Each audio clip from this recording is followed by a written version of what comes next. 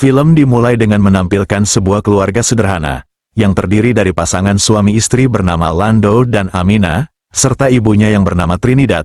Lando dan Mina telah memiliki seorang anak, namun hubungan mereka rupanya tak seindah dulu waktu di awal pernikahan, di mana Lando yang bekerja sebagai satpam ini kini jarang diam di rumah. Saat itu Lando lebih memilih berkumpul bersama temannya ketimbang memanjakan istrinya, padahal saat itu Amina lagi ingin melakukan mabar. Amina pun hanya bisa bersabar dan menarik nafasnya dalam-dalam, karena untuk kesekian kalinya, dia menerima penolakan suaminya untuk melakukan mabar. Amina bahkan mulai tidak percaya diri lagi dengan mengatakan pada ibunya bahwa dirinya sudah gagal merayu Lando. Ia menilai kalau Lando mungkin sudah tidak mencintainya lagi. Mendengar hal itu ibunya pun hanya bisa menasehatinya dan meminta Amina untuk terus berusaha. Di tempat lain, terlihat para muda-mudi temannya Lando sedang berpesta minuman. Salah satu dari mereka yang bernama Marco lantas izin ke belakang untuk buang air kecil. Namun baru saja jalan, Marco malah tiba-tiba melihat Lando sedang mabar dengan selingkuhannya di sebuah ruangan. Keesokan paginya, Lando pun pulang diantar oleh Marco yang rupanya adalah seorang tukang becak motor. Di sana Lando mengajak Marco untuk sarapan bersamanya, karena Amina telah memasak makanan untuk mereka berdua. Mereka pun berbincang sambil menikmati sarapan, di mana dalam perbincangan itu diketahui ternyata Marco baru saja ditinggal oleh kekasihnya. Mendengar hal itu, Lando pun menyarankan agar Marco melupakan kekasihnya. Dengan nada bercanda, ia pun menyuruh Marco sebaiknya memakai jasa PSK saja jika ingin mabar. Setelah menghabiskan sarapannya, Lando pun segera bergegas memakai seragam satpamnya, karena pagi ini adalah gilirannya berjaga di tempat kerja. Di momen itu Amina pun mencoba mengajak suaminya melakukan mabar sebelum berangkat kerja. Namun sayang, Lando lagi-lagi menolaknya, dengan alasan kalau ia sedang buru-buru. Sikap Lando yang berubah itu membuat Amina menjadi sedih. Bahkan Lando tidak punya waktu untuk sekedar menemaninya membawa anak mereka yang sedang sakit. Yang ada Lando justru menyuruh Marco untuk mengantar Amina ke rumah sakit. Sebelum Lando pergi, Amina pun bertanya kepada Lando mau makan apa nanti malam agar dia bisa menyiapkannya. Namun Lando malah menjawab, kalau dia akan pulang telat, dan menyuruh Amina tidak perlu menyiapkan makanan. Amina yang kesal lantas masuk ke kamar, dan memeriksa isi tas suaminya. Di sana ia pun menemukan sebuah sepatu. Amina pun langsung mencoba memakai sepatu tersebut. Akan tetapi karena sepatu itu kekecilan, dari sinilah Amina mulai menaruh kecurigaan pada suaminya. Amina selanjutnya membawa anaknya berobat ke rumah sakit ditemani ibunya. Namun sebelum ke rumah sakit, sang ibu terlebih dulu mengajaknya ke gereja untuk izin sama kelompok kerohaniannya kalau hari ini dirinya tidak bisa ikut dalam kegiatan di sana. Melihat anak Amina sedang sakit, seorang tetangganya kemudian menyarankan Amina agar sebaiknya mencoba mengobati anaknya kepada seorang dukun. Dukun itu bernama Antonio yang tinggal di bawah lereng gunung. Mendengar saran itu, tanpa pikir panjang, Mina dan ibunya diantar Marco pergi ke rumah dukun tersebut. Di sana mereka disambut oleh anak laki-laki Antonio bernama Glenn, dan mereka pun langsung dibawa masuk untuk bertemu dengan Antonio. Saat tiba giliran Amina dan ibunya untuk mengobati anaknya, di sini diketahui, ternyata ibunya Amina sudah mengenal Antonio, karena Antonio ini adalah teman lamanya Trinidad, sehingga percakapan mereka pun jadi bisa lebih akrab sambil mengobati anaknya Amina.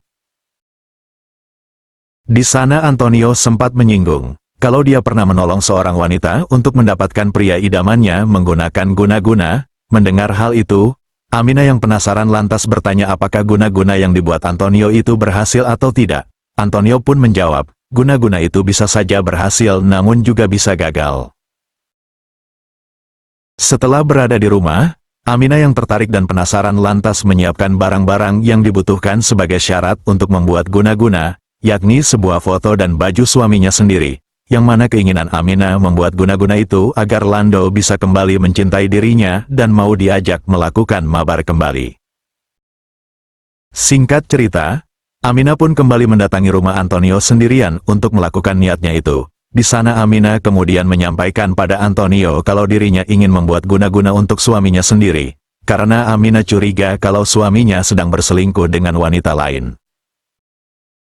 Mendengar hal itu, Antonio pun langsung membuatkan ramuan guna-guna untuk Amina, tak lupa ia pun membacakan mantra alam gaib agar targetnya tepat sasaran. Selang beberapa waktu, proses peracikan ramuan pun selesai dibuat. Antonio lantas memberikan ramuan itu pada Amina dan mengatakan cara kerjanya, yakni Amina harus meminum ramuan tersebut sesaat sebelum dia hendak mendekati suaminya.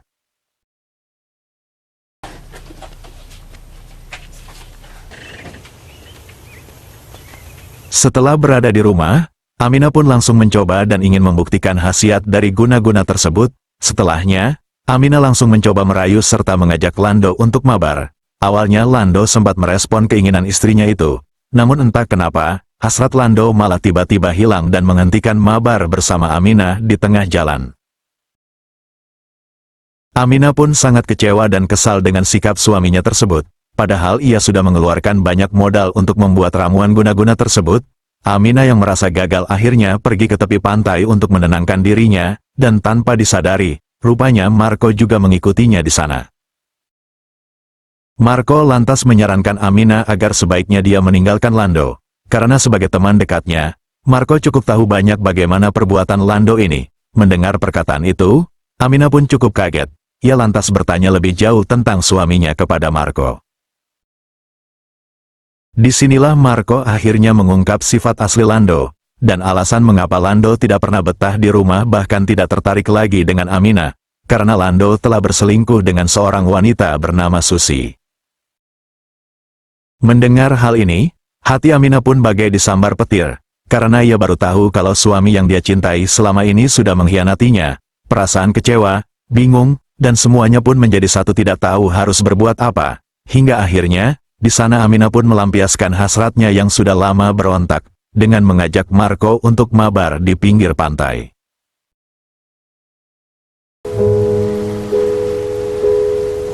Keesokan harinya, Amina pun kembali mendatangi Antonio. Di sana dia mengatakan kalau guna-gunanya tidak berhasil menaklukkan suaminya. Maka dari itu, Amina ingin Antonio membuatkan guna-guna lagi yang lebih kuat.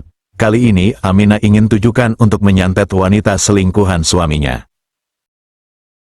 Mendengar keinginan Amina, Antonio pun menolaknya. Ia menyarankan sebaiknya Amina meninggalkan suaminya jika dia sudah tidak mencintai dirinya.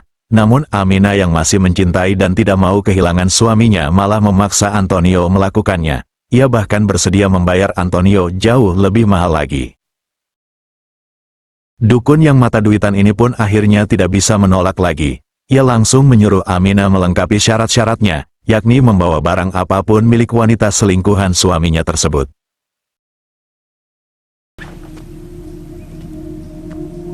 Singkat cerita, Amina pun mulai mencari informasi tentang wanita tersebut, yang ternyata adalah seorang pedagang kelontong di pasar tradisional. Setelah mengetahuinya, Amina pun berpura-pura untuk membeli sesuatu di warung wanita selingkuhan suaminya itu.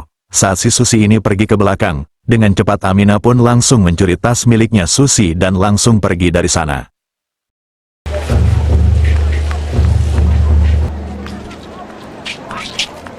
Amina kemudian kembali lagi menuju rumah Antonio untuk menyerahkan barang-barang tersebut, dan setelah beberapa waktu, Antonio pun selesai melaksanakan tugasnya yakni membuatkan ramuan santet tersebut. Sebelum memberikan ramuan itu pada Amina, Antonio berpesan jika kali ini usahanya gagal maka Amina jangan pernah kembali lagi ke rumahnya. Ia harus ikhlas meninggalkan suaminya, karena jika tidak, efek atau dampaknya akan kembali kepadanya, dan Amina pun menyanggupinya. Seperti sebelumnya, ia pun langsung meminum ramuan itu. Setelah itu dia lantas mengajak Lando untuk melakukan mabar. Ternyata guna-guna kali ini tokcer, ia berhasil memikat Lando bahkan Lando jadi lebih semangat. Namun sayang, saat Amina lagi asiknya menikmati mabar, tiba-tiba Lando malah ditelepon oleh Susi, sehingga mengacaukan aksi mabar tersebut. Lando pun berbohong pada Amina kalau dia ditelepon oleh rekan satpamnya kalau di tempat kerjanya ada masalah darurat, sehingga dia diminta harus secepatnya pergi ke sana. Rasa kecewa yang memuncak membuat Amina menelepon rekan kerja satpam Lando untuk mengetahui kebenarannya, dan ternyata, semua alasan yang diucapkan Lando semuanya bohong. Di sisi lain, Susi menelepon Lando rupanya untuk meminta Lando datang ke rumahnya, karena ternyata efek santet yang dikirim Antonio untuknya mulai bekerja. di mana si Susi merasakan badannya semakin panas dan tidak bisa bernapas. Namun malam itu Lando pun berhasil menenangkan dan menolong wanita selingkuhannya tersebut. Singkat cerita, Aminah yang sudah menyerah dengan perbuatan bejat suaminya tersebut lantas mencoba menenangkan dirinya dengan ikut berdoa ke gereja bersama ibunya. Namun bukannya mendapat ketenangan di sana, ia malah menjadi bahan gibah para ibu-ibu yang ternyata sudah mengetahui kalau Aminah sering bermain guna-guna dan santet. Hal ini pun membuat Aminah jadi stres dan mulai mengganggu jiwanya yang sepertinya dampak guna-guna itu justru kembali padanya. Menyadari hal itu, Aminah pun bergegas kembali mendatangi Antonio ke rumahnya untuk segera mengobatinya. Awalnya Antonio marah dan menolak Aminah karena sudah diperingatkan sebelumnya. Hindi mo ba alam na ikaw ang pinag-uusapan ng buong bayan? May sakit. Tulungan niyo ko. Tapi karena sangat kasihan, akhirnya Antonio bersama Glenn membawa Aminah ke sungai untuk mengobatinya di sana. Antonio pun memulai ritual pengobatan untuk Aminah dengan menyuruh Aminah berbaring di atas sebuah batu besar. Dan beberapa saat kemudian, Aminah pun berhasil diobati oleh Antonio.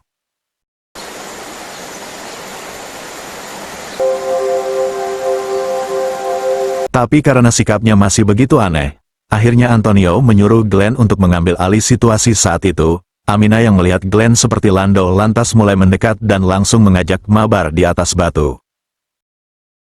Akan tetapi, baru saja akan memulai, Aminah tiba-tiba sadar dan menyaksikan pria di depannya adalah bukanlah Lando, sehingga ia pun lantas berlari meninggalkan Glenn di tempat tersebut. Setelah itu, Aminah pun mendatangi rumah wanita selingkuhan suaminya. Di sana ia pun menggerebek Lando yang baru saja mabar. Di sana Aminah pun mengamuk dan melampiaskan kemarahannya kepada Lando dan juga kepada Susi. Dia mengatakan kalau dirinya kini sudah tidak butuh Lando lagi, bahkan tidak akan pernah memohon belas kasihan darinya untuk dicintai. Di akhir film, Aminah pun memutuskan sudah tidak mau lagi mempertahankan Lando menjadi suaminya, yang mana saat itu juga Mina memutuskan untuk bercerai dan mengusir Lando dari rumahnya, dan akhirnya, film pun selesai.